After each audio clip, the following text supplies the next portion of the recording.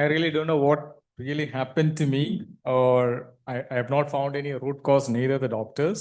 എനിക്ക് എന്തുകൊണ്ട് അങ്ങനെ സംഭവിച്ചു, എന്തുകൊണ്ടാണ് സംഭവിച്ചത് ഡോക്ടർമാർക്ക് പോലും അതിന്റെ മൂലകാരണം കണ്ടുപിടിക്കാൻ കഴിഞ്ഞില്ല. I had to get admitted myself into the emergency early in the morning, 5 o'clock. പകൽ 5 മണി ആയപ്പോൾ തന്നെ എനിക്ക് എമർജൻസി പോയി അഡ്മിറ്റ് ആകേണ്ടി വന്നു. But then the way it happened, the same way I got the recovery too. I thank God for the recovery that He granted to me. ഞാൻ എങ്ങനെ ക്ഷീണിതനായോ അതേ സ്പേസിൽ തന്നെ എനിക്ക് ആശ്വാസവും ലഭിക്കാൻ ദൈവം ഇടയാക്കി. I sincerely thank the Lord and the church for earnestly praying for me and upholding me in your valuable prayers. എന്നെ പ്രാർത്ഥനയിൽ ഓർത്ത ദൈവസഭയോട് പ്രിയ ദൈവദാസന്മാരോടൊക്കെയുള്ള പ്രത്യേക നന്ദി. A lot of brothers, sisters called me, uncles, aunties, they called me and they, encouraged me that they are carrying me in prayer, and that was really motivating for me, and I believe it really helped me to recover and stand here this evening. എല്ലാവരും വിളിക്കുകയും അങ്കിൾമാരും ആന്റിമാരും സഹോദരിമാരൊക്കെ വിളിക്കുകയും encourage ചെയ്യുകയും ചെയ്തപ്പോൾ ദൈവസന്നിധിയിൽ ഇങ്ങനെ നിൽപ്പാനിടയായതിൽ വലിയൊരു കാരണം അതും കൂടിയാണ് എന്ന് ദൈവസന്നിധിയിൽ നന്ദിയോടുകൂടെ. And I also thank the church for accommodating and swapping the Wednesday meeting with the Friday prayer meeting and accommodating the Bible study this evening. ഇങ്ങനെ അക്കോമഡേഷൻ, അതായത് ബുധനാഴ്ചയും വെള്ളിയാഴ്ചയും തമ്മിൽ സ്വാപ്പ് ചെയ്യാനായിട്ട് ദൈവസഭ കാണിച്ച സഹകരണത്തിനും ദൈവനാമത്തിലുള്ള നന്ദി അറിയിക്കുന്നു. So where we left last time was in the chapter 4. 4-ാം അധ്യായത്തിൽ എവിടെയാണ് നാം കഴിഞ്ഞ പ്രാവശ്യം അവസാനിപ്പിച്ചതെന്ന് വെച്ചാൽ, we gave a introduction about the chapter 4 of 1 Corinthians. 1 കൊരിന്ത്യർ 4-ാം അധ്യായത്തിന് ഒരു introduction കൊടുക്കുവാനിടയായി. Now we completed the 1 Corinthians until chapter 3, looking at various subjects. നാം 3-ാമത്തെ അധ്യായത്തിന്റെ പര്യവസാനം വരെ പല വിഷയങ്ങൾ ആസ്പദമാക്കി സംസാരിക്കാനിടയായി. And especially in chapter 3 we looked at envy, strife, we looked at divisions, we looked at self ambitions and such things, and at last we concluded with saying that the judgment of the Lord is awaiting.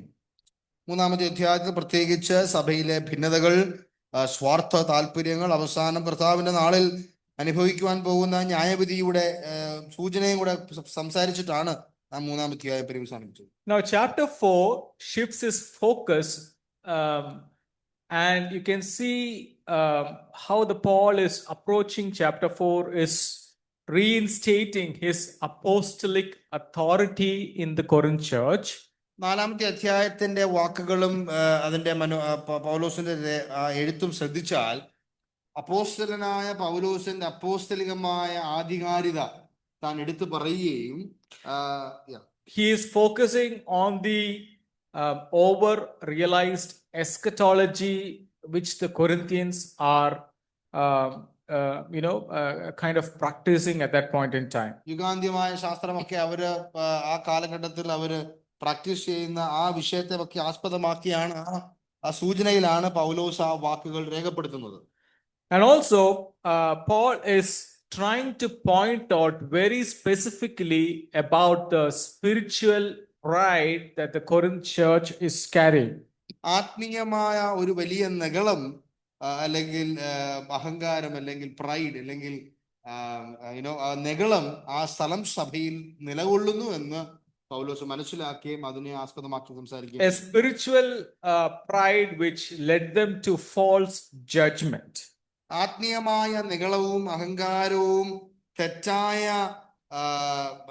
തീരുമാനങ്ങളിലേക്ക്, തെറ്റായ മനോഭാവങ്ങളിലേക്ക് അവരെ നയിക്കുകയുണ്ടായി. A spiritual pride that led them to false teachings, as well as encouraging factions in the church. ഈ ആത്മീയ നിഗളത്തിന്റെ പരിണിത ഫലം എന്ന് പറയുന്നത് തെറ്റായ ദുരുപദേശങ്ങൾ സഭയിൽ കടന്നുകൂടി അവർക്ക് ആത്മീയമായ നിഗളം കാരണം അവരുടെ സഭയിൽ ഭിന്നതകൾ ഉണ്ടായി.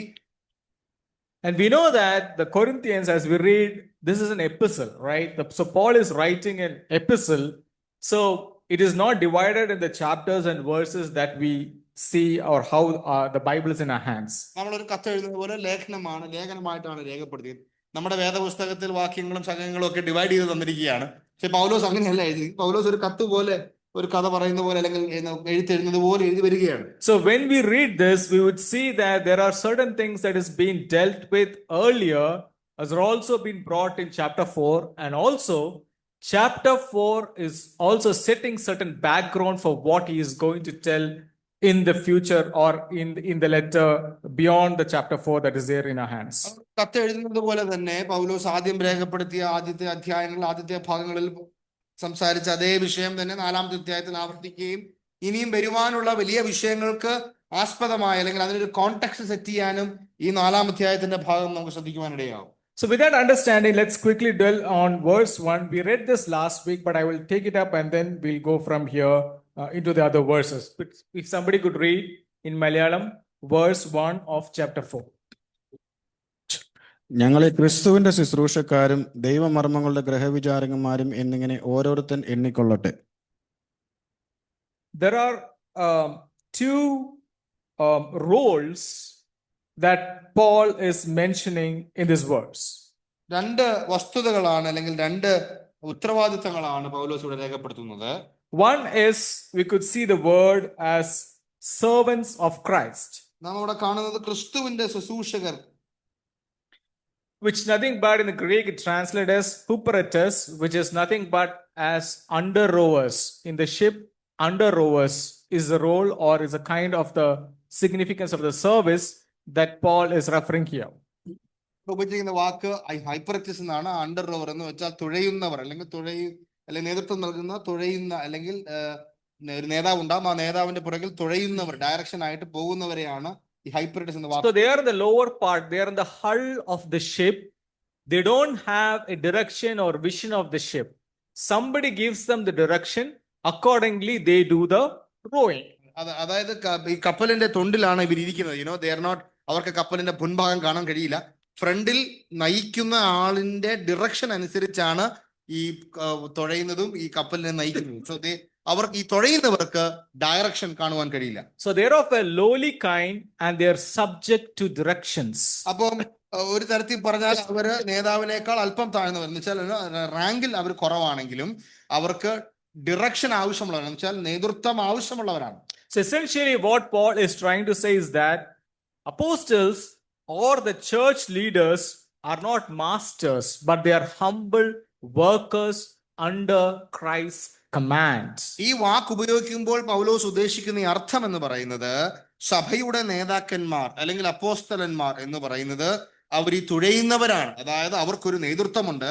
കർത്താവായ യേശുക്രിസ്തുവിന്റെ നേതൃത്വത്തിന് കീഴിൽ തന്റെ ഡയറക്ഷനിൽ തുഴയുന്നവരാണ് ഈ സഭയുടെ നേതാക്കളും അപ്പോസ്തലന്മാരായിരിക്കുന്ന പൗലോസ് ഉൾപ്പെടെ. Whatever the direction that the Christ is giving them or ordering them, they would be fulfilling that task by serving Christ faithfully. നേതാവായ കർത്താവായ യേശുക്രിസ്തു നൽകുന്ന ദിശയിലേക്ക് അല്ലെങ്കിൽ കമാൻഡ് അനുസരിച്ച്, കർത്താവ് നൽകുന്ന കൽപ്പനയ്ക്കനുസരിച്ച് വേണം ഈ അല്ലെങ്കിൽ ഈ തുഴയുന്നവർ തുഴയേണ്ടതും അവർ സഭയെ നയിക്കേണ്ടതും ജീവിതം മുന്നോട്ട് കൊണ്ടുപോകേണ്ടതും. And we can see another word or there's another role that's mentioned here, which is nothing but stewards of mysteries of God. ദൈവമർമ്മങ്ങളുടെ ഗൃഹവിചാരകന്മാർ എന്ന് പറഞ്ഞ പദം ഉപയോഗിച്ചിട്ടുണ്ട്. The Greek word for that we saw is oikonomos. Oikonomos എന്ന് പറയുന്ന പദമാണ്, which means a slave or a servant who is entrusted with managing a household. ഒരു ഭവനത്തിന്റെ കാര്യസ്ഥൻ എന്ന് പറയുന്ന പോലെ കാര്യസ്ഥ ശുശ്രൂഷ ചെയ്യുന്ന അല്ലെങ്കിൽ എൻട്രസ്റ്റ് ചെയ്യപ്പെട്ടിരിക്കുന്ന ശുശ്രൂഷ ചെയ്യുന്ന വ്യക്തി. From the last class, I took the example of Joseph, right? In the house of Potiphar, he was entrusted with that household. He doesn't have the right or authority on the household. His interest is delegated with that work to do. അതായത് ആ വ്യക്തിക്ക് ഞാൻ കാര്യസ്ഥൻ അല്ലെങ്കിൽ ഞാനൊരു ഗൃഹവിചാരകൻ എന്ന് പറഞ്ഞാൽ ആ ഗൃഹത്തിന്റെ ആവശ്യങ്ങൾക്ക് വേണ്ടി എനിക്ക് അല്പം അധികാരം തന്ന ആ ഗൃഹത്തെ ഞാൻ പരിപാലിക്കുന്നു. പക്ഷെ ആ ഗ്രഹത്തിന്റെ അധികാരമോ അല്ലെങ്കിൽ ഉടമസ്ഥ അവകാശമോ എനിക്കില്ല. So in a church, an apostle or in a church leader plays two roles. അതുകൊണ്ട് സഭയിൽ സഭാ നേതാക്കന്മാർ രണ്ട് തരത്തിലാണ് അവരുടെ ഉത്തരവാദിത്തം നിർവഹിക്കുന്നത്. One is they are subject to direction according to the Christ demands. ഒന്ന് കർത്താവായ യേശുക്രിസ്തുവിന്റെ നേതൃപാടവത്തിൽ നിന്ന് കടന്നു വരുന്ന ദിശയിലേക്കാണ് സ്ഥലം സഭയെ നയിക്കേണ്ടത്. They are slaves as serving Christ, അവർ കർത്താവിനെ സേവിക്കുന്ന അടിമകളെ പോലെയാണ്. but at the same time, they have another role of responsibility in the church, managing the household, which is managing the church of the Lord. അതേ സമയത്ത് ഈ അടിമകളായി പ്രവർത്തിക്കുന്ന സഭാ നേതൃത്വത്തിന് സഭയുടെ ഗ്രഹവിചാരകന്മാരായി, സഭയെ പരിപാലിക്കുന്നവരായി ഉള്ള ഉത്തരവാദിത്വവും ഈ വാക്കിൽ പൗലോസ് പറയുന്നു. So these two roles is the role of any church leader or an apostle. ഏത് സഭയുടെ നേതൃത്വ നിരയിൽ നിൽക്കുന്ന വ്യക്തിക്കും അല്ലെങ്കിൽ അപ്പോസ്തലനായ പൗലോസ് ഉൾപ്പെടെ ഈ രണ്ട് തരത്തിലുള്ള ഉത്തരവാദിത്തങ്ങൾ അവർക്കുണ്ട്. Now we see what is the steward's role that he has to play in the church. ഒന്നാമതായി ഗൃഹവിചാരകൻ അല്ലെങ്കിൽ കാര്യസ്ഥന്മാർ അവർക്ക് ആവശ്യമായ യോഗ്യതകൾ എന്താണെന്ന് നമ്മോട് വായിക്കുന്നു. This steward or a person who is responsible or appointed by Christ in the church has to play the role of revealing or expositing the mysteries of God to the church. പരമപ്രധാനമായ ഉത്തരവാദിത്തം ഗ്രഹവിചാരകന്മാർക്ക് ദൈവമർമ്മങ്ങളെ ദൈവസഭയ്ക്ക് അവരുടെ പരിപാലനത്തിലുള്ളവർക്ക് പറഞ്ഞു കൊടുക്കുക എന്നുള്ളതാണ് പരമപ്രധാനമായ ഉത്തരവാദിത്തം. Now, I was asked a question last week on to explain a bit more on the mysteries of God. So I take a minute to dwell on that today. കഴിഞ്ഞ ആഴ്ച ദൈവമർമ്മങ്ങളുടെ ഗ്രഹവിചാരകന്മാർ എന്ന വാക്കിൽ അല്പം സംസാരിക്കണമെന്ന് പറഞ്ഞുകൊണ്ട് ഞാൻ അല്പസമയം അതിനെടുക്കട്ടെ. Now, Paul is given to understand that God's plan of salvation is not only for Jews but also for the Gentiles. We are very clear about it. അപ്പോസ്തലൻ പൗലോസ് വ്യക്തമായിട്ട് അറിയാം, കർത്താവായ യേശുക്രിസ്തു മുഖാന്തരം മനുഷ്യന് ലഭിച്ച രക്ഷ എന്നുള്ളത് യഹൂദന്മാർ മാത്രമല്ല യവനന്മാരും കൂടി ലോകത്തിന് മുഴുവൻ ദൈവം നൽകിയ ദാനമാണ്. It was long hidden in the human minds, but now it's been revealed in Christ. കർത്താവിന്റെ മനസ്സിൽ മറഞ്ഞിരുന്നതും ഇന്ന് മനുഷ്യർക്ക് തെളിവായി കടന്നു വന്നിരിക്കുന്നതുമായ ദൈവത്തിന്റെ മർമ്മം. And we see the mysteries. It's a plural. It's not just mystery. Mysteries of God. ദൈവമർമ്മങ്ങൾ, ദൈവമർമ്മം എന്ന് ഏകപദമല്ല, ദൈവമർമ്മങ്ങൾ എന്ന് പറയുന്നു. So there are multiple mysteries which was in the Old Testament, but it was revealed, such as the kingdom of God, the body of Christ, the indwelling presence, God in you, Christ's bride. These are few examples of the mysteries that were revealed to us. മർമ്മങ്ങൾ എന്ന് പറഞ്ഞതുകൊണ്ട് ഒരു മർമ്മമല്ല, കർത്താവ് യഹൂദനും യവനനും ഒന്ന് ക്രിസ്തുവിലാകുന്നു എന്നുള്ളത് മാത്രമല്ല. പഴയ നിയമത്തിൽ കർത്താവ് ദൈവത്തിന്റെ മനസ്സിൽ മറഞ്ഞു കിടന്ന പല മർമ്മങ്ങൾ, അതിൽ പല വിഷയങ്ങൾ ആസ്പദമാണ്. ഒന്ന് സഭയും കർത്താവിന്റെ ശരീരമാകുന്ന സഭ, പരിശുദ്ധാത്മാവിന്റെ നിരന്തരമായ കൂട്ടായ്മയും കാവലും അല്ലെങ്കിൽ സാന്നിധ്യവും, കർത്താവായ യേശുക്രിസ്തുവിലൂടെ ഉരുത്തിരിഞ്ഞു വരുന്ന സഭ, അങ്ങനെ പല കാര്യങ്ങൾ, ആ മർമ്മങ്ങൾ, പല മർമ്മങ്ങൾ സഭയ്ക്ക് പറഞ്ഞു കൊടുക്കേണ്ടത്. Even the rapture, even the resurrection, ദൈവത്തിന്റെ രാജ്യം, വരുവാനിരിക്കുന്ന ഉൾപ്രാവണം, ഇതെല്ലാം ഈ മർമ്മത്തിൽ രേഖപ്പെടുത്തിയിരിക്കുന്നു. all of these were originated from God. ഇതെല്ലാം ദൈവത്തിന്റെ ഹൃദയത്തിൽ മറഞ്ഞു കിടന്നിരുന്ന നിത്യസത്യങ്ങളാണ്. These were partially revealed through earlier prophets. പഴയ നിയമ പ്രവാചകന്മാരുടെ അല്പം അല്പം ദൈവം അത് തെളിയിച്ചു കൊടുത്തുവെങ്കിലും, but it was revealed through himself and were handed over to the apostles. എന്നാൽ ഇതിന്റെ പൂർണ്ണ രൂപം, ഈ മർമ്മത്തിന്റെ പൂർണ്ണ സത്യം, നിത്യസത്യങ്ങൾ ക്രിസ്തുവിലൂടെ വെളിപ്പെടുകയും അത് അപ്പോസ്തലന്മാർക്ക് ദൈവം ഏൽപ്പിച്ചു കൊടുക്കുകയും ചെയ്തു. And from the apostles to the New Testament church members. അപ്പോസ്തലന്മാരുടെ നേതൃത്വ പ്രകാരം പുതിയ നിയമ സ്ഥലം സഭകൾക്കും നമുക്കും അത് ഏൽപ്പിച്ചു നൽകിയിരിക്കുന്നു. So the revelation of the mysteries were entrusted to the apostles to proclaim to the church. അതുകൊണ്ട് ദൈവമർമ്മങ്ങളുടെ ഗ്രഹവിചാരകന്മാരായ അപ്പോസ്തലന്മാരെ ദൈവം നിയമിക്കുകയും ദൈവസഭയോട് അത് പറയുവാൻ ദൈവം ആദ്യം ഏൽപ്പിച്ചത് ഇവരെയാണ്. In turn, the preachers like Apollos were also entrusted with the secret things of God to be preached as a preacher's responsibility in God's revelation. അപ്പോലോസ് തുടങ്ങിയവരായ പലതരത്തിലുള്ള ദൈവദാസന്മാരെ ആദ്യ സഭയുടെ നൂറ്റാണ്ടിൽ ദൈവം ഉപയോഗിച്ച് ഈ ദൈവമർമ്മങ്ങളുടെ ഗ്രഹവിചാരകന്മാരായി ദൈവസന്നിധിയിൽ പ്രസംഗിക്കുവാനായി അവരെയും ഏൽപ്പിച്ചു. And hence, the stewards hold the responsibility on behalf of the other. Who is other?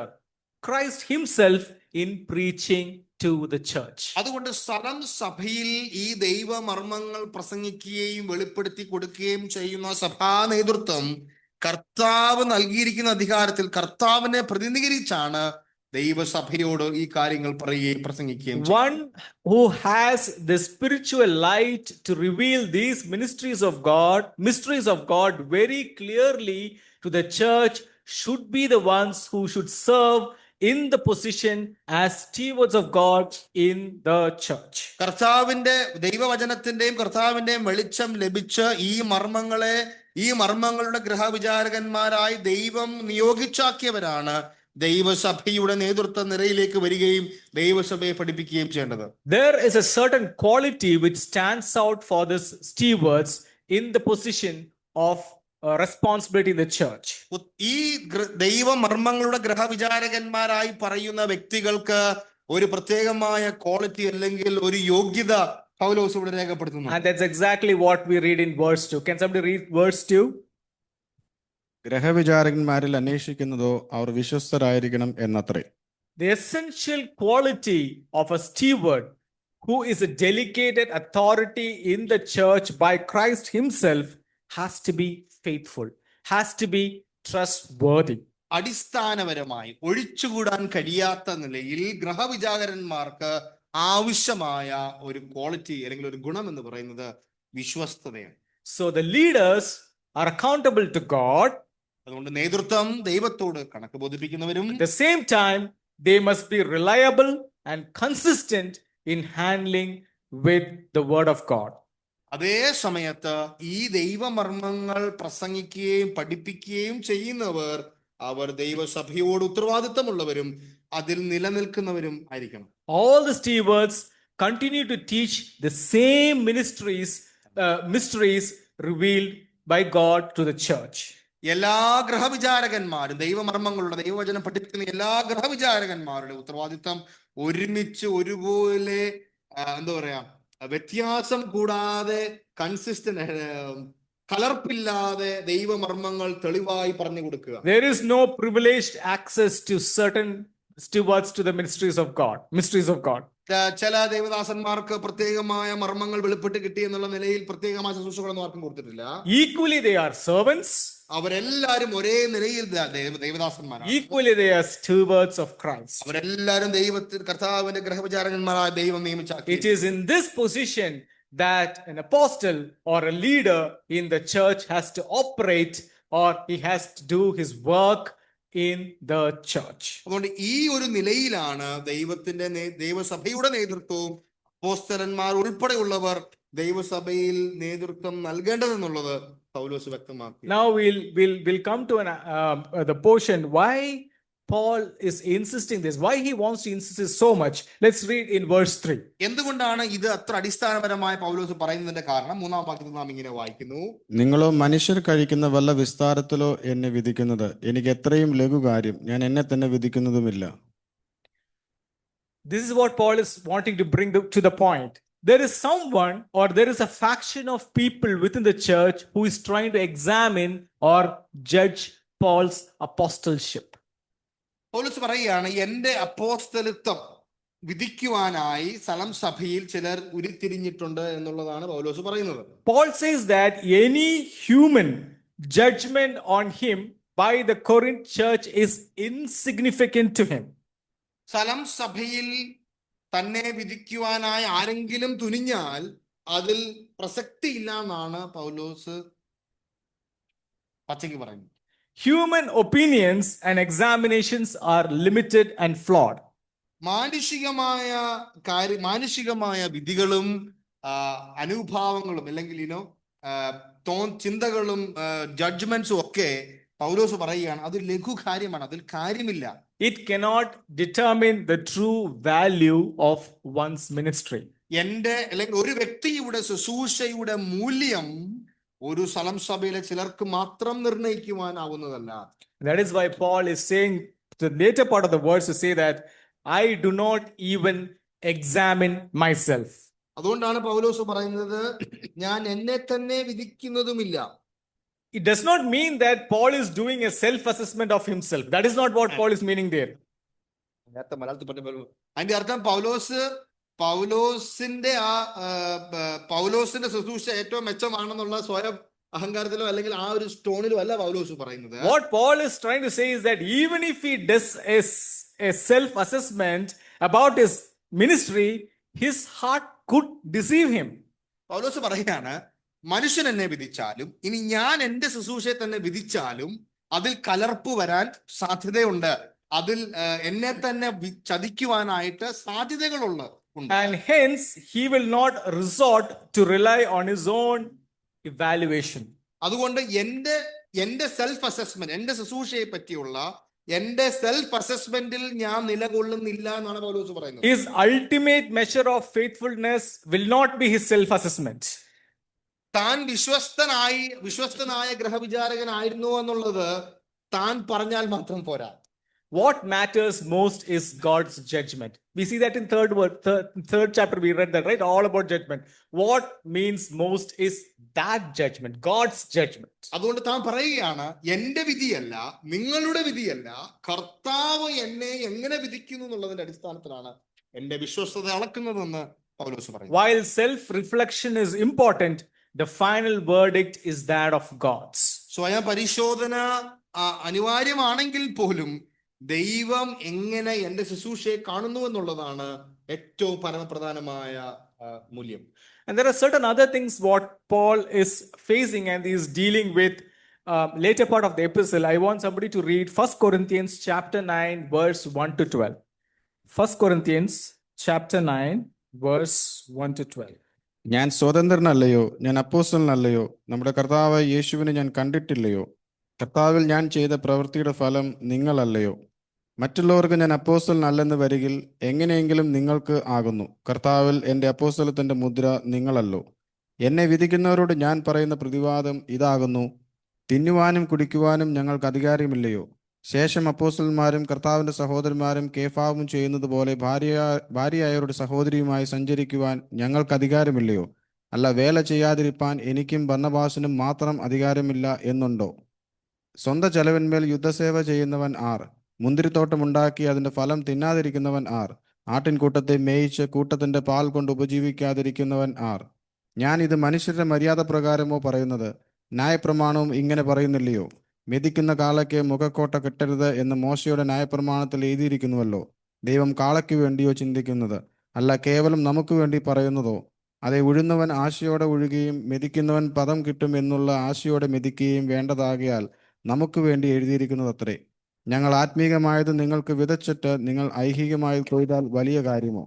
മറ്റുള്ളവർക്ക് നിങ്ങളുടെ മേൽ ഈ അധികാരമുണ്ടെങ്കിൽ ഞങ്ങൾക്ക് എത്രയധികം. എങ്കിലും ഞങ്ങൾ ഈ അധികാരം പ്രയോഗിച്ചിട്ടില്ല. ക്രിസ്തുവിന്റെ സുവിശേഷത്തിന് യാതൊരു വിഘ്നവും വരാതിരിക്കുവാൻ സകലവും പൊറുക്കുന്നു. So Paul is trying to put forward the question back.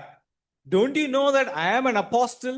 I told you earlier when I gave introduction about chapter 4, his apostolic authority has been questioned. So Paul is trying to use this chapter to prove the fact that yes, I am an apostle appointed by God, not to be judged by you and examined and given a verdict. പൗലോസിന്റെ അപ്പോസ്തലത്വ ആധികാരികതയൊക്കെ കൊരിന്ത്യ സഭയിലെ വിശ്വാസികൾ ചോദ്യം ചെയ്യുകയും അതിൽ ഭിന്നത വരുത്തുകയും ചെയ്തപ്പോൾ പൗലോസ് പറയുകയാണ്, ഞാനൊരു അപ്പോസ്തലനല്ലയോ? ഞാൻ കർത്താവിനെ കണ്ടിട്ടില്ലയോ? എന്റെ അപ്പോസ്തലത്വം നിങ്ങൾ വിധിക്കുവാൻ വേണ്ടി അല്ല എന്നുള്ളത് പൗലോസ് ഈ അധ്യായത്തിൽ സ്പഷ്ടമായി പറയുകയാണ്. So he's trying to build that argument to prove the fact that you are not the right person to examine and tell me whether I am doing the ministry as a leader in the church, as an apostle in the church. അതുകൊണ്ട് സഭയുടെ അപ്പോസ്തലനായി ഞാൻ ശുശ്രൂഷ ചെയ്യുന്നുണ്ടോ ഇല്ലയോ എന്നുള്ളത്, അല്ലെങ്കിൽ എന്റെ അപ്പോസ്തലത്വത്തിന്റെ ആധികാരികത ചോദിക്കുവാൻ അല്ലെങ്കിൽ അതിനെ സംശയിക്കുവാനായിട്ട് നിങ്ങൾക്ക് ആവശ്യകതയില്ല. നിങ്ങളെ കൊണ്ട് അതിന്റെ ആവശ്യമില്ല. So with that context, let's read verse 4. ആ കാര്യം ഈ ഭാഗം മനസ്സിൽ വെച്ചുകൊണ്ട് നാലാം അധ്യായം 4-ാം വാക്യം നമുക്ക് വായിക്കാം. എനിക്ക് യാതൊരു കുറ്റത്തെക്കുറിച്ചും ബോധമില്ലെങ്കിലും അതിനാൽ ഞാൻ നീതിമാൻ എന്ന് വരികയില്ല. എന്നെ വിധിക്കുന്നത് കർത്താവാകുന്നു. So what Paul is trying to say is that you are not the right person to examine me. That's what he said earlier. പൗലോസ് പറയുകയാണ്, എന്നെ വിധിക്കുവാൻ നിങ്ങൾ അത് ഒരു ലഘുകാര്യമാണ്. But at the same time in verse 4 he's saying that it loosely translates to even if I am going to self-examine myself, I am aware that there is nothing against my conscience. So Paulos പറയുകയാണ്, നിങ്ങൾ എന്നെ വിധിച്ചില്ല. ഇപ്പൊ ഞാൻ എന്നെ തന്നെ വിധിച്ചാൽ പോലും യാതൊരു കുറ്റത്തെക്കുറിച്ചും എനിക്ക് ബോധം ഇല്ലെങ്കിൽ പോലും conscious, we should understand it's a Greek everyday word which literally translates into stating something like a morally bad, negative pain that we feel when we do something wrong. ഇവിടെ പൗലോസ് പറയുകയാണ് എനിക്ക് യാതൊരു കുറ്റത്തെക്കുറിച്ച് ബോധമില്ല. അതായത് മനസാക്ഷിയെ പറ്റിയാണ് പൗലോസ് അവിടെ പറയുന്നത്. എന്ന് വെച്ചാൽ ഞാൻ എന്തെങ്കിലും തെറ്റ് ചെയ്താൽ ധാർമ്മികമായി ഞാൻ ഒരു തെറ്റ് ചെയ്തു എന്നുള്ളതിന്റെ കുറ്റബോധം. ഒരു കുറ്റബോധമാണ് എന്റെ ഉൾത്തളത്തിൽ So വരുന്നത്. Paul says that to the best of his knowledge, his conscience is clear. അതുകൊണ്ട് പൗലോസ് പറയുകയാണ് എനിക്ക് യാതൊരു കുറ്റത്തെക്കുറിച്ച് ബോധം ഇല്ല. On what? That he doesn't have a wrong conscience. അതുകൊണ്ട് തനിക്ക് തെറ്റായ നിലയിൽ താൻ ഒരു കാര്യം തെറ്റ് ചെയ്തു എന്ന് ബോധം തനിക്കില്ല. He's saying that he is not aware of any unfaithfulness that he did in the role as a steward of preaching the gospel. ദൈവ ശുശ്രൂഷകളുടെ ദൈവമർമ്മങ്ങളുടെ കാര്യവിചാരകനായി നിലനിൽക്കുന്ന പൗലോസ് എന്ന ഞാൻ അതിലൊരു അവിശ്വസ്തത കാണിച്ചു ഉള്ള ഒരു ധാർമ്മികമായ തെറ്റ് ചെയ്തു എന്നൊരു ധാർമ്മിക ബോധം എനിക്കിന്നില്ല. But again he says, second part of the sentence, yet I am not by this acquitted. എന്ന് വെച്ചാൽ പോലും ഇനി എനിക്ക് അതിലൊരു തെറ്റ് ചെയ്തു എന്ന് എനിക്ക് ബോധമില്ലെങ്കിൽ പോലും ഞാൻ നീതിമാനായി തീരുന്നില്ല. Paul means to say that even if he has a clear conscience, it does not prove that he is innocent. എനിക്ക് ധാർമ്മികമായി ഒരു കുറ്റബോധവുമില്ല. ഞാൻ ഒരു തെറ്റും ചെയ്തിട്ടില്ല. എനിക്ക് എന്റെ കയ്യിൽ എനിക്കൊരു കുറ്റവുമില്ല. എനിക്ക് ഒരു തോന്നലുമില്ല. ഞാൻ ഒരു തെറ്റും ചെയ്തിട്ടില്ല എന്ന് ഞാൻ അവകാശവാദം പറഞ്ഞാൽ പോലും ഞാൻ നീതിമാനായി മാറുന്നില്ല. Because a human evaluation is subject to errors and mistakes. കാരണം മാനുഷികമായ നിലയിൽ ഞാൻ എന്റെ ശുശ്രൂഷ അളന്നാൽ പോലും അതിൽ തെറ്റുകളുണ്ട്. It is like I feel guiltless but still guilty before God. ഞാൻ കുറ്റമില്ലാത്തവനെ പോലെ ഞാൻ എന്റെ ശുശ്രൂഷ അളന്നാൽ പോലും കർത്താവ് എന്നെ വിധിക്കുമ്പോൾ ഞാൻ നീതിമാനായി തീരുന്നില്ല എന്ന് മനസ്സിലാക്കുന്നു. The last part of the sentence verse concludes like this, but the one who examines me is the Lord. എന്നെ വിധിക്കുന്നത് കർത്താവ് തന്നെ. God is the only perfect judge to examine. ശരിയായി വിധിക്കുന്ന നേരായി വിധിക്കുന്ന ഏക നീതി കർത്താവ് യേശുക്രിസ്തു. God's judgment is final. കർത്താവിന്റെ വിധി അത് അന്തിമമാണ്. God who is omniscient sees your heart. എല്ലാം അറിയുന്ന ദൈവം എന്റെ ഹൃദയത്തെ, He knows your intentions. He knows your motives. എന്റെ സദുദ്ദേശങ്ങൾ അറിയാം, എന്റെ ഉദ്ദേശശുദ്ധിയെ തനിക്കറിയാം. Only the master of the house can make the determination if Paul's conscience is clear or not, whether his intentions are clear or not. യജമാനന്, കുടുംബത്തിന്റെ ഭവനത്തിന്റെ യജമാനന്, ഉടമസ്ഥന് മാത്രമേ ഗ്രഹവിചാരകന്മാർ എങ്ങനെ ചെയ്തു എന്നുള്ളത് വിധിക്കുവാൻ കഴിയുകയും. So earlier I asked you to read the 1 Corinthians 9, 1-12, right? Where Paul is asking, don't you recognize that I'm an apostle? Don't you see the signs that I did? Haven't I seen Christ? So he is asking these questions back to them about his apostolic authority, right?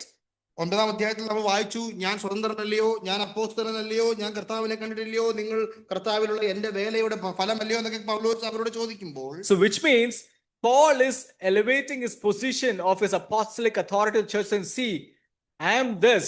I have the right to be an apostle. I am the apostle of Christ himself. Don't you see it? അതുകൊണ്ട് സലം സഭയിലെ വിശ്വാസികളെക്കാൾ താൻ അല്പം rank കൂടി താൻ ഒരു അപ്പോസ്തലനാണ്, താൻ സഭയെ ഇവരെ കർത്താവിൽ ഇവരുടെ ഫലമാണ്, കർത്താവിനെ കണ്ടവനാണ്, തന്റെ അപ്പോസ്തലിക ആധികാരിക പൗലോസ് അവിടെ എടുത്തു പറയുമ്പോൾ തന്നെ Paul is saying, I am not the right person to examine myself. I am supposed to be examined by the Lord and cleared of my conscience. I cannot judge myself and say whether I am right in my conscience or not. അതുകൊണ്ട് ഞാൻ അങ്ങനെ അപ്പോസ്തലനായിരിക്കവേ തന്നെ എന്റെ ശുശ്രൂഷയെ വിധിച്ച് ഞാൻ ഒരു നല്ല കാര്യം പറയുന്നതിനേക്കാൾ ദൈവമാണ് എന്നെ വിധിച്ച് എന്റെ മനസാക്ഷിയെ എന്നേക്കുമായി ക്ലിയർ ചെയ്യേണ്ടത്. So then apostle is asking a question back to the Corinthian church. Then who are you to examine me or my apostolic authority and then judge what is the faithfulness in which I am doing my ministry? അതുകൊണ്ട് സ്ഥലം സഭയോട് പൗലോസ് ചോദിക്കുകയാണ്, കൊരിന്ത്യ സഭയെ, അങ്ങനെ കർത്താവ് വിധിച്ചാൽ മാത്രമേ എന്റെ മനസാക്ഷി ക്ലിയർ ആകുകയുള്ളെങ്കിൽ, കർത്താവിന് മാത്രമേ വിധിക്കാൻ അധികാരമുണ്ടെങ്കിൽ, നിങ്ങൾ എന്റെ അപ്പോസ്തലിക അധികാരിതയെ പറ്റി ചോദിച്ചിട്ടും നനച്ചിട്ടും എന്ത് പ്രയോജനം? That's very clear when we read the verse 5. Can we dwell on verse 5? He is concluding that point. Verse 5. ആകയാൽ കർത്താവ് വരുവോളം സമയത്തിന് മുമ്പേ ഒന്നും വിധിക്കരുത്. അവൻ ഇരുട്ടിൽ മറഞ്ഞിരിക്കുന്നത് വെളിച്ചത്താക്കി ഹൃദയങ്ങളുടെ ആലോചനകളെ വെളിപ്പെടുത്തും. അന്ന് ഓരോരുത്തന് ദൈവത്തിൽ നിന്ന് പുകഴ്ച ഉണ്ടാകും. Yeah, we see the appointed time, the judgment day, right? We saw in verse in chapter 3, right? That's the day. സമയത്തിന് മുൻപ് നിയമിക്കപ്പെട്ട സമയത്തിന് മാത്രമേ ദൈവം നമ്മളെ വിധിക്കുന്നുള്ളൂ. Not your actions. Your intentions of your heart will be determined. It's very difficult, it's very important to understand that part. എന്തു ചെയ്തു അല്ല, എത്ര ചെയ്തു എന്നുള്ളതല്ല, എന്തൊക്കെ ചെയ്തു എന്നുള്ളതല്ല, എങ്ങനെ ചെയ്തു, എന്റെ ഹൃദയത്തിന്റെ സദുദ്ദേശം എന്തായിരുന്നു എന്നുള്ളതാണ് കർത്താവ് അളക്കുവാൻ പോകുന്നത്. In front of Toby, perhaps I am giving him something great that he values. I don't know what is that now. He has everything, but still, I don't know what to say. എനിക്ക് അജോച്ചാന് മൂല്യമുള്ള ഒരു സാധനം ഞാൻ കൊടുത്താൽ, Which you value, good. ഞാൻ തിരിച്ചിട്ടതാ. അപ്പൊ എനിക്ക് മൂല്യം തോന്നുന്ന ഒരു കാര്യം അജോച്ചൻ എനിക്ക് തന്നാൽ, It is not about Toby's appreciation. It is not about me giving to him. It is my heart's intention when I truly give to him. That is what the Lord sees. It's not the work. It's the intention. It's the inner you.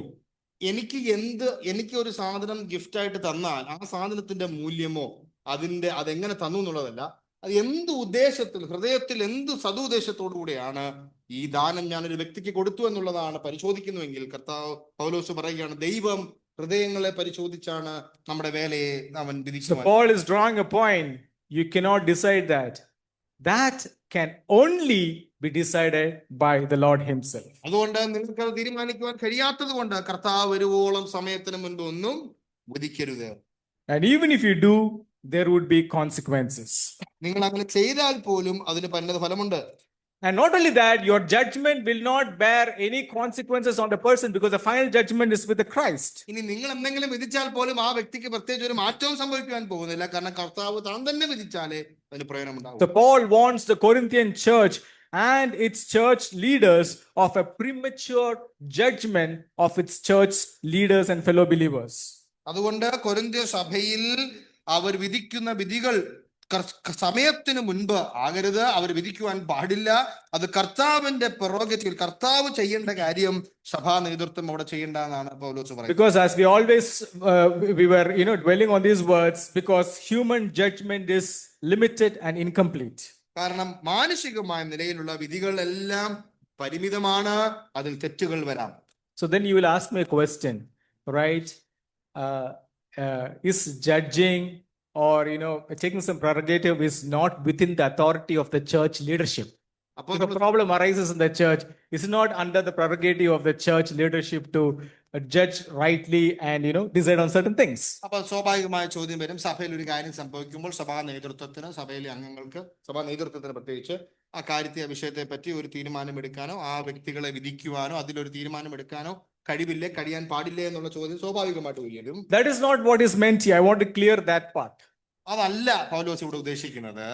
The Paul does not mean by saying this to refrain from judging immorality in the church. സഭയിൽ നടക്കുന്ന അനീതിയോ അധാർമികതയോ വിധിക്കരുതെന്നല്ല പൗലോസ് ഇവിടെ പറഞ്ഞിരിക്കുന്നത്. Can somebody read 1 Corinthians 5:11 and 12? I think that's his portion.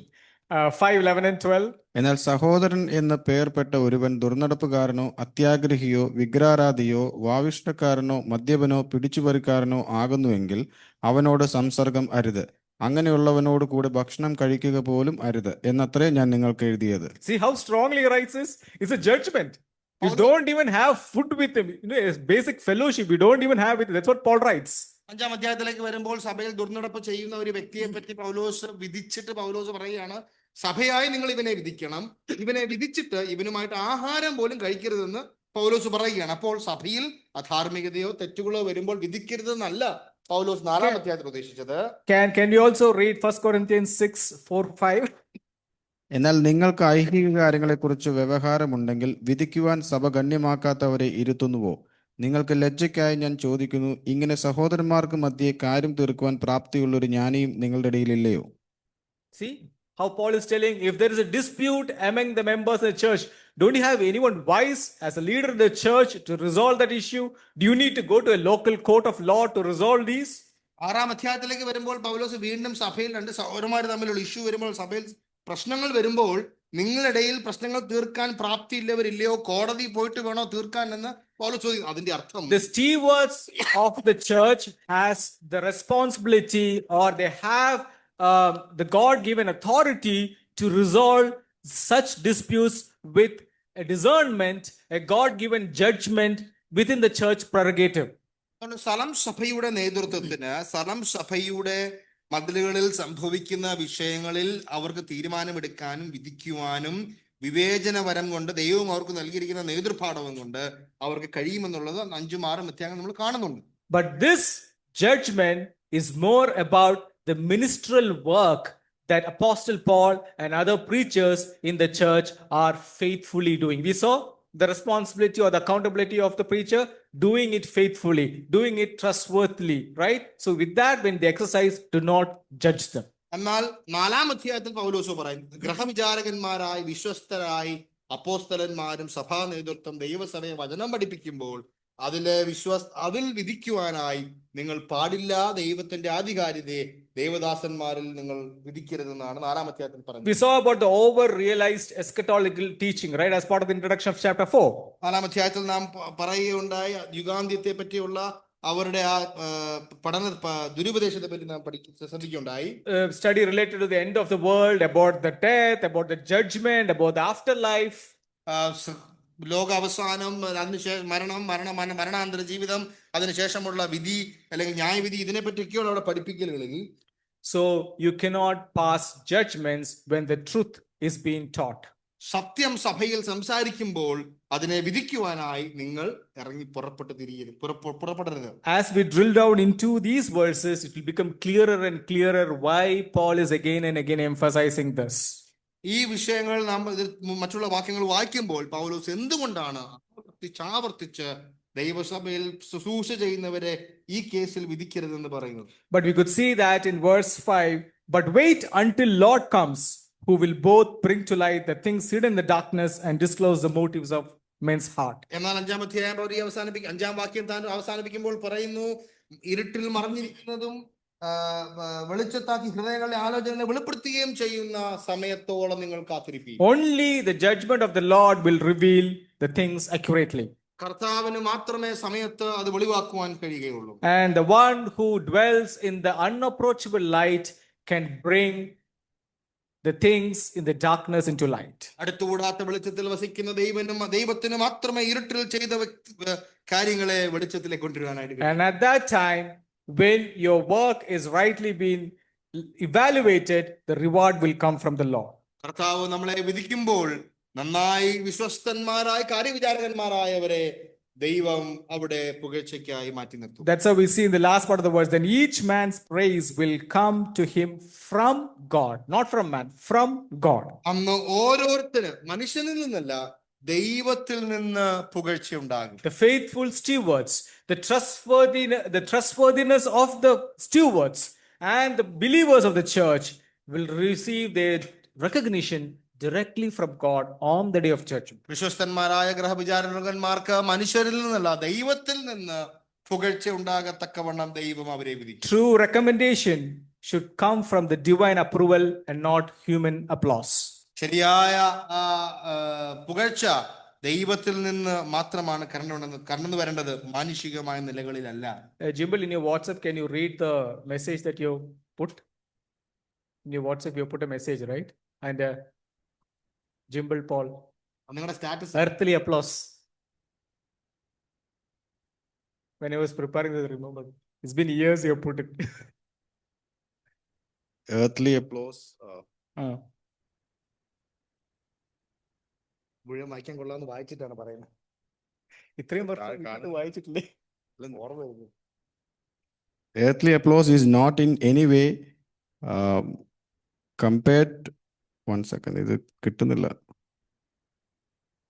Yeah, it's not in any way comparable to the thundering well done of the Lord that will echo through the heavens. The thundering well done that will echo through the heavens. That matters the most, not the earthly applause. മാനുഷികമായ കൈയടികളെക്കാളൊക്കെ സ്വർഗത്തിൽ വളരെ ശബ്ദ ഘോരത്തോടുകൂടെ ദൈവം well done അല്ലെങ്കിൽ നല്ലവനും വിശ്വസ്തനുമായ ദാസനെ എന്ന് വിളിക്കുന്നതിനേക്കാൾ വലുത് ഒന്നുമില്ല. A sure future lies in ahead of us on that day. കർത്താവ് നമ്മളെ വിധിക്കുന്ന നാളിൽ ദൈവം നമ്മൾ വിശ്വസ്തന്മാരായി ചെയ്ത കാര്യങ്ങൾക്ക് അവനിൽ നിന്ന് നമുക്ക് പുകഴ്ച ഉണ്ടാകും. So, since the subject is going to change a bit from this, I wanted to summarize verses 1 to 5. 1 മുതൽ 5 വരെയുള്ള വാക്യങ്ങൾ ഞാനൊന്ന് സമ്മറൈസ് ചെയ്യട്ടെ. So, we saw the servants and stewards of God. ദൈവത്തിന്റെ ശുശ്രൂഷകരും ദൈവമർമ്മങ്ങളുടെ കാര്യവിചാരകന്മാരും. We saw their roles. One is slave to Christ, and the other one is doing the responsibility of the what the Christ has entrusted upon them faithfully. ഒന്ന് കർത്താവിന്റെ ശുശ്രൂഷകന്മാരും, രണ്ട് ക്രിസ്തു അവരെ ഏൽപ്പിച്ച ഉത്തരവാദിത്തങ്ങളിലെ കാര്യവിചാരന്മാരും. And second thing, we saw that human judgment is insignificant. മാനുഷികമായ വിധികൾക്ക് അത് ലഘുവാണ്, അതിൽ പ്രസക്തിയില്ല. And we saw that self-judgment is insufficient. സ്വയപരിശോധനയും അല്ലെങ്കിൽ സ്വയം വിധിക്കുന്നതും പര്യാപ്തമല്ല. And we saw that the next one, God's is the ultimate judgment.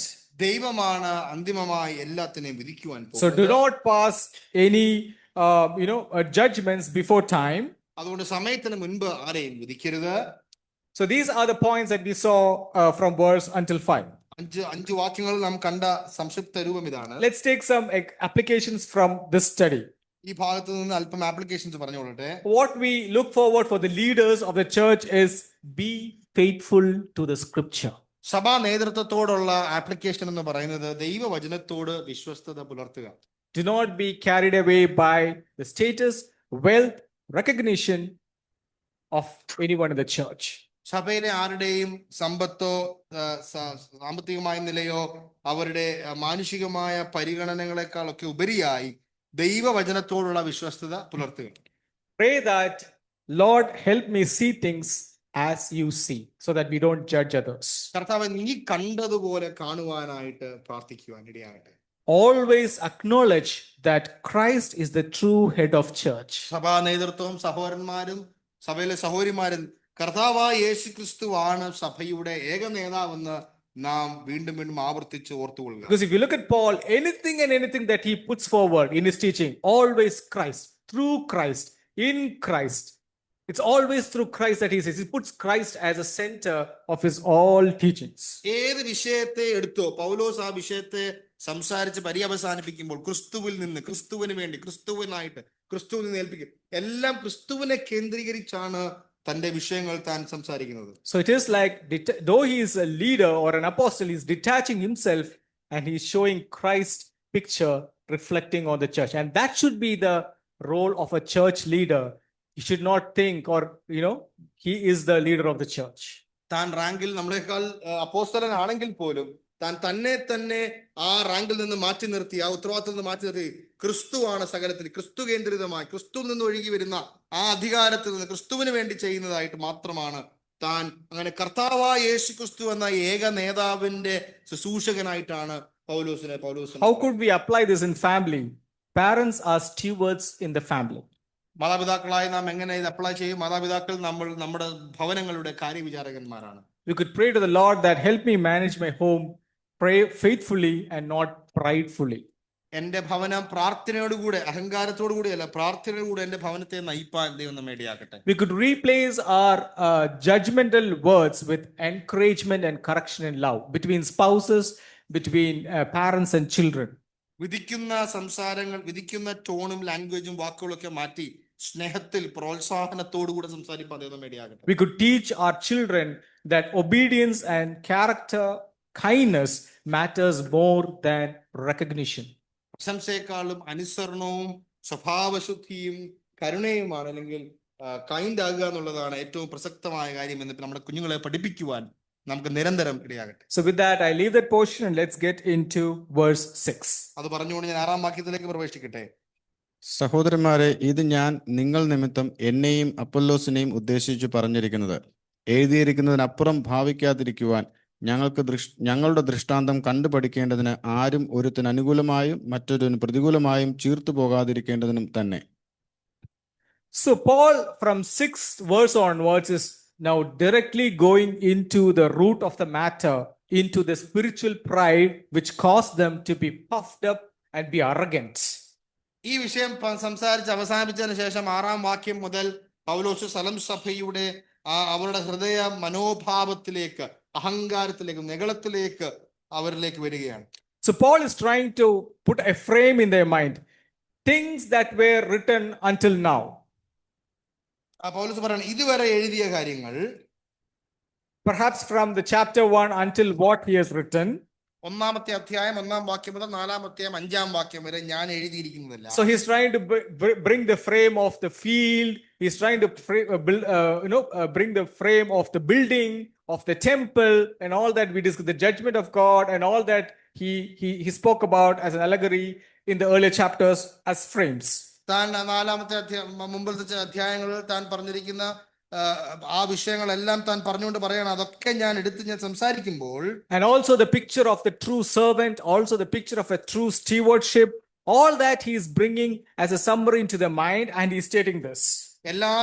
താൻ ഉപയോഗിച്ച എല്ലാ ദൃഷ്ടാന്തങ്ങളും, താൻ ഇപ്പൊ നേരത്തെ നമ്മൾ സംസാരിച്ച സഭാ ശുശ്രൂഷകന്മാരും ഗ്രഹവിചാരന്മാരുടെയും വിശ്വസ്തരുടെയും കാര്യം എല്ലാം പറഞ്ഞുകൊണ്ട് സംക്ഷിപ്ത രൂപത്തിൽ താൻ ഇപ്പൊ ഒറ്റ വാക്യത്തിൽ പറയുകയാണ്. He is saying that himself and Apollos have applied this in our lives. We are your illustrative examples. ഈ പറഞ്ഞ കാര്യങ്ങളെല്ലാം ഞാനും അപ്പൊല്ലോസും ഞങ്ങളുടെ ജീവിതത്തിൽ പ്രാവർത്തികമാക്കിയിട്ടുണ്ട്. ഞങ്ങളാണ് നിങ്ങൾക്ക് മുൻപാകെ ഈ മുൻ പറഞ്ഞ കാര്യങ്ങളുടെ ദൃഷ്ടാന്തങ്ങൾ. So urging the Corinthians to take note from them and abstain or stop being prideful and being arrogant. അതുകൊണ്ട് ഈ കാര്യങ്ങളുടെ ദൃഷ്ടാന്തങ്ങൾ ഞങ്ങളായിരിക്കവേ തന്നെ ഞാൻ ഈ പറഞ്ഞ കാര്യങ്ങളുടെ അടിസ്ഥാനത്തിൽ നിങ്ങൾ അഹങ്കരിക്കുകയോ നിഗളിക്കുകയോ ചെയ്യരുത്. So for you not to be arrogant, not to be prideful, what you should be doing? അതുകൊണ്ട് നിങ്ങൾ അഹങ്കരിക്കാതിരിക്കുക, നിങ്ങൾ നിഗളം കാണിക്കാതിരിക്കുക, നിങ്ങൾ എന്ത് ചെയ്യണം? That you may learn not to exceed what is written. ഞങ്ങളുടെ ദൃഷ്ടാന്തം കണ്ട് ആരും ഒരുത്തനും അനുകൂലമായി മറ്റൊരു പ്രതികൂലമായി തീർത്തു പോകാതിരിക്കേണ്ടതിന് വേണ്ടി. In Malayalam, in English translation, it is like, you may learn not to exceed what is written. എഴുതിയിരിക്കുന്നതിനപ്പുറം ഭാവിക്കാതിരിക്കുവാൻ. Yeah, you know how it is written. നമ്മുടെ ചെറിയ കുട്ടികൾ, like small kids in a home, നമ്മൾ alphabetic words എഴുതാനായിട്ട് ഒരു book കൊടുക്കത്തില്ലേ? You have seen the dotted lines, right? Of A, B, C. So the kids started, as a stencil, they write it on those. That is the exact thing that Paul is using here. നമ്മൾ cursive റൈറ്റിംഗിൽ dotted ലൈൻസിൽ പിള്ളേർ എഴുതുന്ന അതേ ആ പ്രക്രിയക്ക് അതേ വാക്കാണ് പൗലോസ് ഉപയോഗിച്ചിരിക്കുന്നത്. Don't go beyond that dotted lines of the scripture. തിരുവെഴുത്തുകളുടെ ആ അതിരുവരമ്പുകളിൽ നിന്ന് നിങ്ങൾ ഭാവിക്കാതിരിക്കുക. You must remain within the biblical standards of the scripture. തിരുവെഴുത്തുകളുടെ അടിസ്ഥാനത്തിൽ, തിരുവെഴുത്തുകൾ അതിരുവരമ്പുകളിൽ നിങ്ങൾ നിലകൊള്ളണം. Because some people in the Corinthian church were elevating the human leaders and philosophies above the scripture's authority. ലോകതത്വങ്ങളിലും തിരുവെഴുത്തുകളുടെ ആധികാരികതയും സഭാ നേതാക്കന്മാരെയും വ്യക്തികളെയും അവർ വചനത്തെക്കാൾ കൂടുതലായി അവർക്ക് മാനം കൊടുക്കുകയും ഭാവിക്കുകയും ചെയ്തു. It could happen to us too. Like some of our favorite authors, they would have written some exposition from the Bible. We may, I don't know, got carried away and we see that, oh, that is something wonderful, magnificently written. Perhaps that may not be within the boundaries of the scripture itself. നാം പലപ്പോഴും പല എഴുത്തുകാരും നമുക്ക് സംഭവിക്കാറുണ്ടല്ലേ, വലിയ എഴുത്തുകാര്, വലിയ പണ്ഡിതന്മാര്, വലിയ വേദപണ്ഡിതന്മാരൊക്കെ എഴുതി വരുമ്പോൾ നമ്മൾ അവരുടെ പുറകെ പോകാൻ സാധ്യതയുണ്ട്. പക്ഷെ തിരുവെഴുത്തുകളുടെ അതിർവരമ്പുകളിൽ നിന്നുകൊണ്ടല്ല അവർ ചെയ്തെങ്കിൽ നാമും ഈ കാര്യങ്ങളിൽ ഒരു നേതാവിനെ, വ്യക്തികളെ എന്താ പറയാ, വചനത്തെക്കാൾ പ്രാധാന്യം നൽകി നമ്മൾ ഫോളോ ചെയ്യാറുണ്ട്. I'm coming back to the introduction which Baichan gave on the first chapter about Gnosticism, which was one of the false teaching which creeped up into the Corinth church those days. അധ്യായം പഠിപ്പിച്ചപ്പോൾ പ്രത്യേകിച്ച് കൊരിന്ത്യ സഭയിലും കൊരിന്ത്യ പട്ടണത്തിലും രാജ്യങ്ങൾ പറഞ്ഞതുപോലെ ജ്ഞാനവാദം വളരെ വർദ്ധിച്ചിരുന്ന ഒരു കാലഘട്ടമായിരുന്നു. So this Gnosticism blend in the early Christian church led them to believe that salvation is not open to all believers. ഈ ജ്ഞാനവാദത്തിന്റെ ഒരു കുഴപ്പം, അവർ പഠിപ്പിച്ചിരുന്നത് സുവിശേഷം, രക്ഷ എന്നുള്ളത് എല്ലാവർക്കും കൊടുത്തിട്ടില്ല. It is offered in some layered secrets. അത് ചില ആളുകൾക്ക്, ചില വ്യക്തികൾക്ക് രഹസ്യമായി കൊടുത്തിരിക്കുന്നു. It is only for the spiritual elites that the salvation is reserved for. ആർക്കെങ്കിലും ഉന്നതമായ ആത്മീയരായി ചിന്തിക്കുന്നവർക്കൊക്കെയാണ് ഈ രക്ഷ കൊടുക്കുന്നതെന്നൊക്കെ ജ്ഞാനവാദത്തിൽ അവർ പഠിപ്പിക്കുകയുണ്ടായി. So they divided the believers in the church into two main categories. അതുകൊണ്ട് സ്ഥലം സഭയിലെ വിശ്വാസികളെ രണ്ട് തരത്തിൽ കൊരിന്ത്യ സഭ വേർതിരിച്ചു കണ്ടു. The one class is the elite class that possess the divine revelation of the salvation.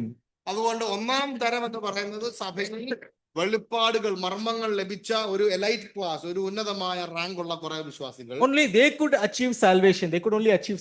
Only they could achieve salvation. അവർക്ക് മാത്രമേ രക്ഷ അനുഭവിക്കാൻ കഴിയുകയുള്ളെന്ന് അവർ പഠിപ്പിക്കുകയുണ്ടായി. The other class of the believers in the church are ordinary Christians. മറ്റ് രണ്ടാം തരത്തിലുള്ള സഭയിലെ വിശ്വാസികൾ സാധാരണക്കാരാണ്. And they could only claim to have faith in the Lord. അവർക്ക് ആകെ ഉള്ളത് കർത്താവിൽ വിശ്വാസം ഉണ്ടെന്നേ ഉള്ളൂ. ബാക്കിയുള്ള മർമ്മോ വെളിപ്പാടോ വചനമോ ഉപദേശമോ ഒന്നും വലിയ ഗ്രാഹ്യമില്ല, അവർക്ക് ദൈവം കൊടുത്തിട്ടില്ല. So Toby has the elite and the spiritual, he's elite in spiritual way, and he's enjoying the salvation of the Lord. He's spiritual elite. Whereas I am a person who has only the faith in the Lord.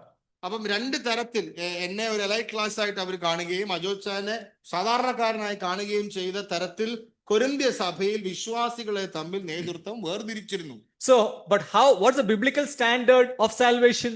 എന്നാൽ വേദപുസ്തക പ്രകാരം ജ്ഞാനവാദത്തിൽ നിന്ന് ഒഴിച്ച് വേദപുസ്തകത്തിൽ എന്താണ് സുവിശേഷത്തെ പറ്റി പറയുന്നത്? Irrespective of anyone who is in the church, irrespective of his caste, his background, his creed, whether he's a Jew, Greek, poor, rich, sick, whatever it is, salvation is equal to all. That is the beauty about Christ's salvation, his work on the cross. എന്നാൽ സ്ഥലം സഭയിൽ വേദപുസ്തകത്തിൽ അടിസ്ഥാനം എന്താണ്? സുവിശേഷം അവൻ യവനെന്നോ യഹൂദനെന്നോ സമ്പന്നനെന്നോ ദരിദ്രനെന്നോ ആരുമായിക്കോട്ടെ, സ്വതന്ത്രനോ സ്വാതന്ത്ര്യമില്ലാത്തവനോ ആരുമായിക്കോട്ടെ, ക്രിസ്തുവിൽ ഒന്ന്, ക്രിസ്തുവിൽ സുവിശേഷവും മർമ്മങ്ങളും ലഭിച്ചിരിക്കുന്നു. So when they did this, what happened? Did they go beyond the stencil? Drawing the picture? വേദപുസ്തകത്തിന്റെ അതിർവരമ്പുകളിൽ നിന്ന് അവർ മാറിപ്പോയോ? And that's exactly what they did. And that is what Paul is trying to, point out. ഇങ്ങനെ സഭയെ രണ്ടായി വേർതിരിച്ചപ്പോൾ സ്ഥലം വേദപുസ്തകത്തിന്റെ അതിർവരമ്പുകളിൽ നിന്ന് അവർ ഭാവിക്കേണ്ടതിന് പകരം ഭാവിക്കുന്നതിനേക്കാൾ ഉയരത്തിൽ ഭാവിച്ചതുകൊണ്ട് അവർ അതിർവരമ്പുകൾ cross. Not only they did this wrong, it yielded them into a spiritual arrogance. They are the spiritual elite. You are just a believer. I am a spiritual elite. It made them spiritually arrogant.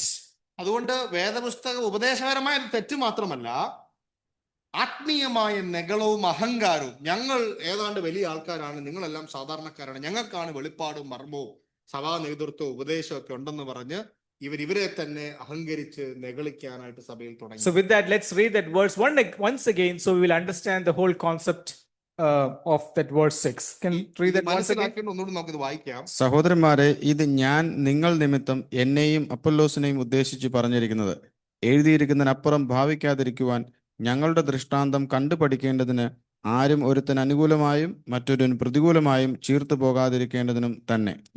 Do not exceed, because that is a way that one's become arrogant and on behalf of one against the other. ഭാവിക്കാതിരിക്കുവാൻ പഠിക്കേണ്ടതിനും ഒരുത്തൻ അനുകൂലമായി മറ്റൊരു പ്രതികൂലമായി ചീർത്തു പോകാതിരിക്കേണ്ടതിനും തന്നെ. So that is what Paul is trying to say. So now learn through these apostles, learn through the apostle who you're questioning about the apostolic authority, but learn from us that we have not exceeded from what the scriptural authority is supposed to teach. അതുകൊണ്ട് പൗലോസ് പറയുകയാണ്, നിങ്ങൾ ഇനി ശ്രദ്ധിക്കുക, ഇങ്ങനെ നിങ്ങൾ ചെയ്തത് തെറ്റ്, അതുകൊണ്ട് നിങ്ങൾ ഇങ്ങനെ ചെയ്യരുത്, നിങ്ങൾ ഭാവിക്കരുത് എന്ന് പറഞ്ഞിട്ട് പൗലോസ് പറയുകയാണ്, നിങ്ങൾ എന്നെയും അപ്പൊല്ലോസിനെയും കണ്ടുപിടിക്കുക, വേദപുസ്തകത്തിന്റെ അതിർവരമ്പുകളിൽ നിന്നുകൊണ്ട് ഞങ്ങളെ ദൃഷ്ടാന്തമായി എടുക്കുക, ദൈവത്തിന്റെ വചനത്തിൽ നിലകൊള്ളുക. Do not pass judgment before time. It is for the Lord. സമയത്തിന് മുൻപ് ആരെയും വിധിക്കരുത് എന്ന് പൗലോസ് രേഖപ്പെടുത്തി. It applies to our church too. നമ്മുടെ സഭയിലും ഇത് അനുവർത്യമാണ്. With certain spiritual gifts, or someone may be thinking that I am having an elevated position in the spiritual realm than anyone else. ചില ആത്മീയമായ വരങ്ങളൊക്കെ നമ്മൾ ശ്രദ്ധിക്കുമ്പോൾ പലപ്പോഴും നമ്മുടെ സ്ഥലം സഭകളിലും ഒരു വരത്തിന് മറ്റു വരത്തേക്കാൾ കൂടുതൽ പ്രാധാന്യം നൽകിയല്ലേ ഒരു എലൈറ്റ് ക്ലാസ്, അല്ലെങ്കിൽ ഞാൻ മറ്റവരെക്കാൾ ശ്രേഷ്ഠനെന്ന് എണ്ണുവാൻ സാധ്യതയുള്ള ഒരു പ്രവണതയും നമ്മുടെ സ്ഥലം സഭകളിലുണ്ട്. Apollos was eloquent than Paul in preaching. അപ്പോലോസ് പൗലോസിനേക്കാൾ പ്രസംഗത്തിൽ അഭികാമ്യനായിരുന്നു. But how do you does that determine that Apollos is better than Paul in faithfully ministering his work? അതുകൊണ്ട് അപ്പോലോസ് പൗലോസിനേക്കാൾ വിശ്വസ്തനായ തന്റെ വരം പ്രയോഗിച്ചു എന്നുള്ളതാണോ? Always stand within the standards of the scripture, and that way you will not become arrogant or prideful. അതുകൊണ്ട് സ്ഥലം സഭ ദൈവവചനത്തിന്റെ അതിരുവരമ്പുകളിൽ നിന്നുകൊണ്ട് അഹങ്കരിക്കാതിരിക്കേണ്ടതിന് നാം അവിടെ നിലകൊള്ളണം. And that is a spiritual boundary within which we all learn to operate. ആ അതിരുവരമ്പുകളിൽ നിന്നുകൊണ്ടാണ് സ്ഥലം സഭയുടെ പ്രാക്ടീസുകൾ, പ്രവണതകൾ പോകേണ്ടത്. So with that, I'm coming to a close of this particular verse, and God willing, we'll take it up next portion and then close it in the coming week. അടുത്ത ആഴ്ച അടുത്ത ഭാഗങ്ങളോട് സംസാരിച്ചതിന് ശേഷം പരിശോധിപ്പാൻ കഴിയാവുന്ന ദൈവം നമ്മെ Let this verse continue to speak with us, and let us also try to practice this in our day-to-day lives, which is very, very important. നാം ഇത് പഠിക്കുവാനും ദൈവം നമുക്ക് ഇടയാക്കി എന്നാൽ ഇത് പ്രാവർത്തികമാക്കുവാൻ ദൈവം ധാരാളമായി സഹായിക്കട്ടെ. Because when I was reading, I was thinking that sisters also have a role in this. You may ask why? സഹോദരിമാർക്ക് ഇതിനകത്ത് വലിയ പങ്കുണ്ട്. നിങ്ങൾ ചോദിക്കുക എന്താ കാര്യമെന്ന്. Because you have been entrusted with the responsibility to teach younger sisters in the word. സഹോദരിമാരെ, യുവ സഹോദരിമാരെ, ഇളയ സഹോദരിമാരെ ദൈവവചനത്തിൽ അഭ്യസിപ്പിക്കുക എന്നുള്ളത് നിങ്ങളെ ഭരമേൽപ്പിച്ചിരിക്കുന്ന ഒരു ഉത്തരവാദിത്തമാണ്. So you need to exercise these in the foundation of what the Lord has revealed when you teach the younger sisters and prepare them in the Lord. അതുകൊണ്ട് നിങ്ങൾക്ക് ദൈവം നൽകിയിരിക്കുന്ന അടിസ്ഥാന നേതൃപാഠങ്ങളിൽ ഒന്ന് ഇളയ സഹോദരിമാരെ പഠിപ്പിക്കുകയും ദൈവവചനത്തിന്റെ അതിരുവരമ്പുകളിൽ നിന്നുകൊണ്ട് അവരെ അഭ്യസിപ്പിക്കുകയും ദൈവം അവർക്ക് നൽകിയ ഉത്തരവാദിത്തങ്ങൾ ഭംഗിയായി നിറവേറ്റേണ്ടതിന് സഭയിലെ സഹോദരിമാർ. Because that is a responsibility entrusted to the church for sisters, and we all observe, right? In a church Sunday, the sisters side is the biggest crowd. You have a greater responsibility. സഭയിൽ നമ്മൾ ഞായറാഴ്ച കാണുമ്പോൾ നമ്മുടെ ഇവിടുത്തെ ഈ sisters side ഭയങ്കര വലുതാണ്. നിങ്ങളുടെ ഉത്തരവാദിത്തമാണ്. യു ഹാവ് എ ബിഗ്, നിങ്ങൾക്കൊരു വലിയ ഗ്രൂപ്പ് നിങ്ങൾക്ക് അഭ്യസിപ്പിക്കാനുണ്ട്. To teach, to make them learn from this word and to grow in the word. ദൈവവചനം വായിക്കുവാനും പഠിക്കുവാനും ദൈവം അവർക്ക് നൽകിയ ഉത്തരവാദിത്തങ്ങൾ ഭംഗിയായി നിറവേറ്റേണ്ടതിന് ദൈവവചനത്തിന് അതിരുവരമ്പുകളെ അഭ്യസിപ്പിക്കാൻ ദൈവം നിങ്ങളെ സഹായിക്കും. Let these words continue to speak to us. Let His name alone be glorified. നമ്മുടെ സംസാരിയുടെ ദൈവനാമം മഹത്വപ്പെടുവാനാണ്.